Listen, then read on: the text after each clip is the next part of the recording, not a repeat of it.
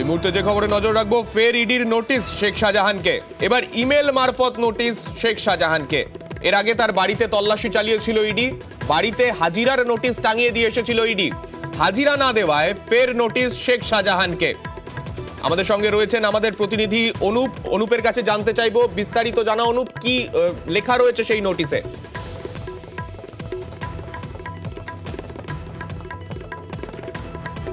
যে খবরের দিকে আমরা নজর রেখেছি, ফের ইডির নোটিশ শেখ শাহজাহানকে। আমরা দেখেছিলাম যেদিন ইডির তরফে বিশাল বাহিনী নিয়ে তার বাড়িতে রেড করা হয়েছিল, সেই দিনই বাড়ির বাইরে নোটিশ টাঙিয়ে দিয়ে আসা হয়েছিল, তাতে তাকে হাজিরা দিতে বলা হয়েছিল, কিন্তু সেই হাজিরা যথারীতি এড়িয়ে গিয়েছিলেন শেখ শাহজাহান।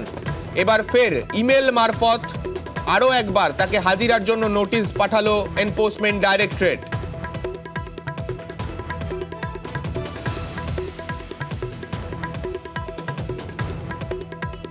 আমাদের সঙ্গে রয়েছেন আমাদের প্রতিনিধি অনুপ। অনুপ, বিস্তারিত জানতে চাইবো কি লেখা রয়েছে সেই নোটিশে।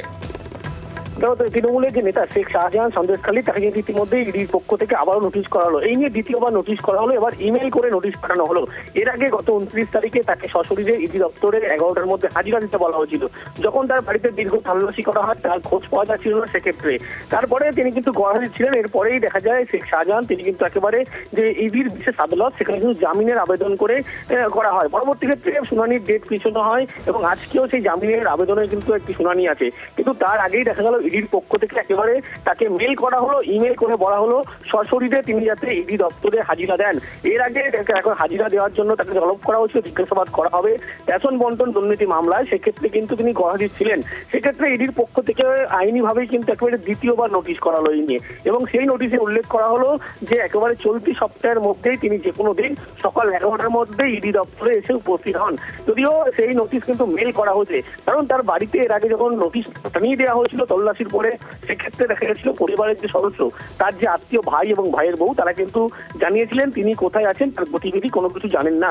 সেক্ষেত্রে ইডির পক্ষ থেকে কিন্তু এবারে ইমেল করা হলো, ইমেল করে বলা হলো চলতি সপ্তাহে একেবারে শেখ শাহজাহান তৃণমূল নেতা তিনি যেন সশরীরে ইডি দপ্তরে হাজিরা দেয়। দ্বিতীয়বার নোটিশ করা হলো। এই নোটিশের পরিপ্রেক্ষিতে তাকে জিজ্ঞাসাবাদ করা প্রয়োজন এমনটাই মনে করা হচ্ছে। তার কারণ হিসাবে দেখা হচ্ছে রেশন বন্টন দুর্নীতি মামলায় তার নাম যেহেতু উঠে এসছে, তার বাড়িতে তল্লাশি করতে গেছিল, তাকে জিজ্ঞাসাবাদের জন্য সেখানে গিয়েছিল, কিন্তু কোনোভাবে খোঁজ পাওয়া যায়নি। বাড়ি থেকে যে গুরুত্বপূর্ণ নথি পর্যন্ত পাওয়া যায়নি, কিন্তু ইডির কাছে খবর ছিল বিপুল পরিমাণে কিন্তু গুরুত্বপূর্ণ জিনিস উদ্ধার হতে পারে, এবং একেবারে এভিডেন্স নষ্ট করা হয়েছে বলে এমনও বেশ কিছু চাঞ্চল্যকর তথ্য ইডির কাছ থেকে উঠে এসেছিল তদন্তে, এবং সেই কারণেই তাকে জিজ্ঞাসাবাদের প্রয়োজন। এবং দ্বিতীয়বার নোটিশ করা হলো, নোটিশ করে বলা হলো চলতি সপ্তাহে একেবারে সকাল 11টার মধ্যে যে কোনো দিন তিনি যেন ইডি দপ্তরে এসে হাজিরা দেয়, তাকে জিজ্ঞাসাবাদ করা হবে। বেশ।